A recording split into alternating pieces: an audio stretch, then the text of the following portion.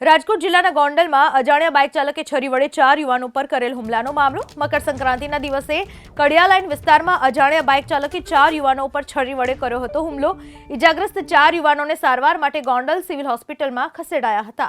તહેવારના દિવસે ભર બજારમાં થયેલ હુમલાના પગલે પોલીસે 2 આરોપીઓને ઝડપી પાડ્યા। પોલીસે સીસીટીવી તેમજ બાતમીના આધારે રાજુ ડોડિયા અને ઉમંગ ગોસ્વામી નામના 2 શખ્સોને ઝડપી પાડ્યા। ઝડપાયેલા શખ્સોમાં રાહુલ વાહનચોર અને ઉમંગ મારામારીમાં પોલીસ ચોપડી ચડી ચૂક્યા હોવાની પણ વિગતો। ઉનામાં મહિલા તબીબની ખાનગી પડોનો વિડીયો બનાવી બ્લેકમેલનો કેસ। બ્લેકમેલ કરનારા 3 શખ્સોને પોલીસે દબોચ્યા।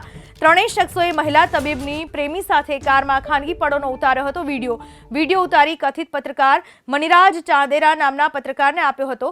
કથિત પત્રકાર તેની પત્ની અને યુટ્યુબ ખાનગી ચેનલના ડાયરેક્ટર સામે બ્લેકમેલનો ગુનો 1 મહિના બાદ યુટ્યુબ ચેનલના ડિરેક્ટરની પોલીસે કરી ધરપકડ।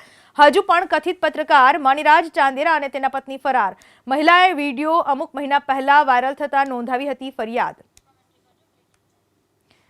જે આખી ઘટના બનવા પામી હતી વિડીયો ઉતારવાની ઘટના હતી। કથિત પત્રકાર તેની પત્ની અને યુટ્યુબ ખાનગી ચેનલના ડાયરેક્ટર સામે બ્લેકમેલિંગનો ગુનો। ઉનામાં મહિલા તબીબની ખાનગી પડોનો વિડીયો બનાવી બ્લેકમેલનો કેસ।